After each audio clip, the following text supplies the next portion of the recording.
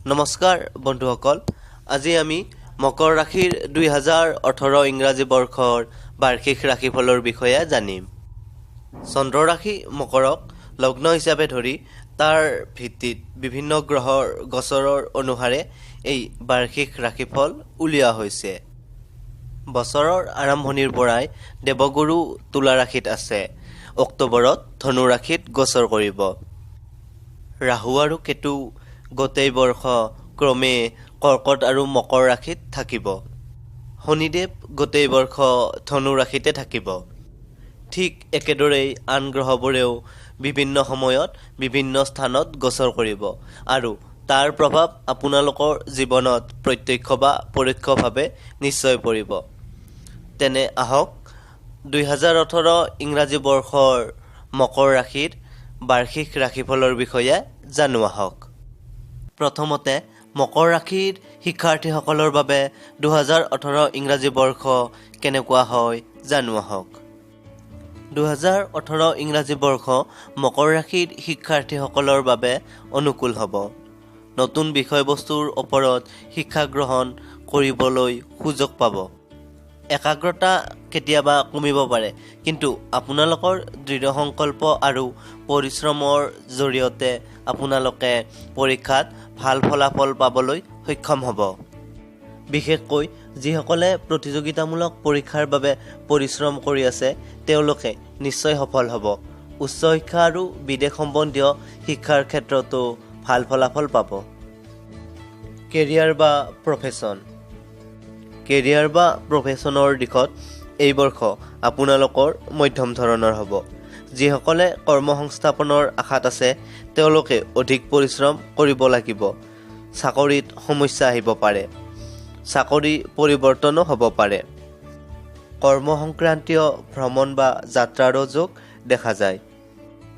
বছৰৰ শেষৰ পিনে কৰ্ম সংক্ৰান্তীয় দিশত শুভ ফল লাভ কৰিব।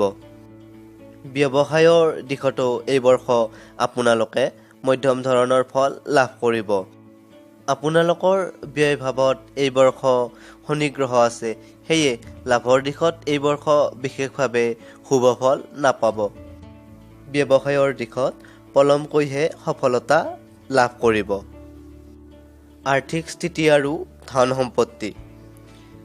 2018 ইংৰাজী বৰ্ষ ধনু ৰাশিৰ ধনভাৱৰ অধিপতি শনি ব্যয় ভাৱত আছে, সেয়ে ব্যয়ৰ পৰিমাণ বৃদ্ধি হ'ব। এই বৰ্ষ অক্টোবৰলৈ আপোনালোকৰ প্ৰপাৰ্টি আৰু গাড়ী মটৰ কিনাৰো যোগ আছে।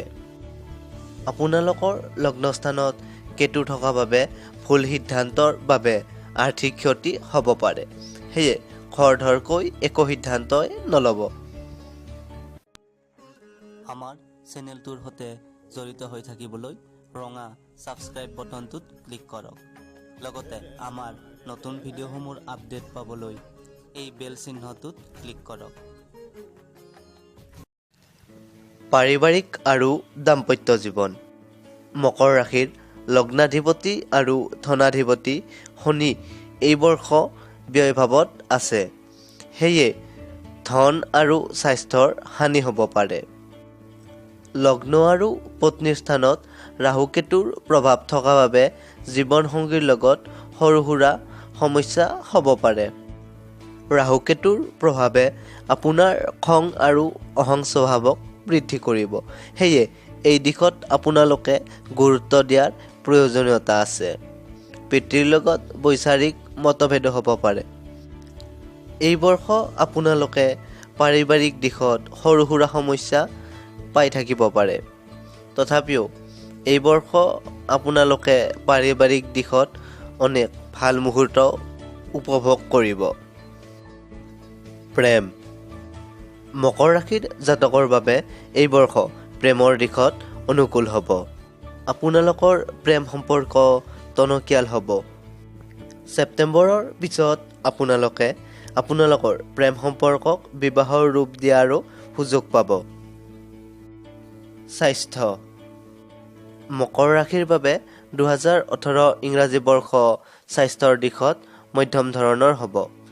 আপোনালোকে দাঁত আৰু মুখ সম্বন্ধীয় সমস্যাত ভুগিব পাৰে। লগতে চকু সম্বন্ধীয় সমস্যাও এই বৰ্ষ দেখা দিব পাৰে। ধন্যবাদ বন্ধুসকল। পৰৱৰ্তী ভিডিঅ'ত আমি কুম্ভ ৰাশিৰ 2018 ইংৰাজী বৰ্ষৰ বাৰ্ষিক ৰাশিফলৰ বিষয়ে জানিম।